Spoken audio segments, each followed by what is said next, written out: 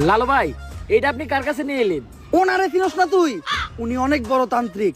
এই দেশে ওনার লক্ষ লক্ষ মুরিদ। উনি নতুন একটা বই লিখছে, বইয়ের নাম শয়তান ধরার গর্জন। যেই বই পইরা নতুন কইরা লাখ লাখ মানুষ তান্ত্রিক হইতাছে। কিন্তু লালু ভাই, আশেপাশে তো কোনো তান্ত্রিক বা মুরিদ দেখতেছি না। আরে ওগুলা তো সব ফেসবুক আর টিকটকে। বাবা, সঞ্জনা নামের এক আত্মার আমার ধরতে হইব বাবা। আপনি আমার সফল হওয়ার একটা উপায় দেন।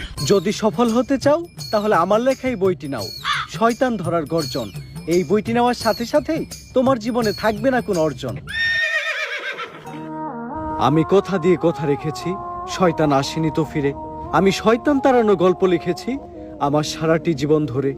আমি অন্ধকারে মোমবাতি জ্বালিয়েছি, তবুও পাইনি ভূতের খোঁজ। আমি ভূতের অপেক্ষায় ছিলাম, ভূত নিজেই হয়েছিল নিখোঁজ। শয়তান ধরার গর্জন, পৃষ্ঠা নাম্বার চুদলিংপং। বাবা, এটা তো মন্ত্র না, ছন্দ কইলেন। মার্কেটে আপাতত ছন্দই চলে। বাবা, বইটা একটা আমারও লাগবো। দাম কত এটার? মাত্র 1000 টাকা। 1000 টাকা দিয়ে আর কিনুম? 1000 টাকা হাতে নিয়ে ভূতের ডাক দিলে ভূত নিজেই চাল চলে পড়বো। 1000 টাকা দিয়ে বইয়ের দাম, এই বইয়ের বিশেষত্ব কি? এই বইটা আমি আমার নিজ হাতে লিখেছি। দেহি আতেলে এত খারাপ? দেহি বইয়ের প্রথম পৃষ্ঠায় কি লেখা? মানুষকে ভোদাই বানানোর 100টি উপায়। 1000 টাকা দিয়ে 120টার এই বইটি নেন আর ঠাস কইরা ভোদাই হয়ে যান।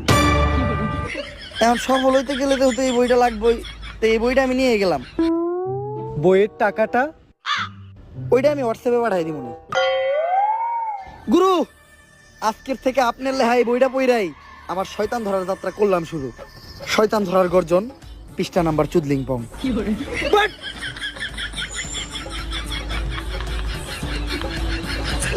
আত্মা ডাকার জন্য প্রথমে ময়দা দিয়া গোল করে একটা দাগ দিতে হইব।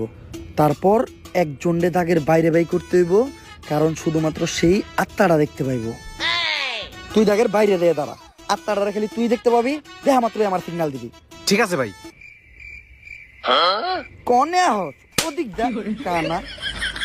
তারপর মোম জ্বালা আর পড়তে হইব, আত্মা ডাকার এই মোমবাতি জ্বালাতে পেরেছে কয়জন? বেশিরভাগই তো চালাতে গিয়ে নিভিয়ে ফেলার গর্জন। পারবো না আমি ভালো করেই জানি, তবে দুঃস্বপ্ন আমার একটাই, সঞ্জনা নামের সেই আত্মাকে 5 টাকার মোমবাতি জ্বালিয়ে ডাকতে চাই।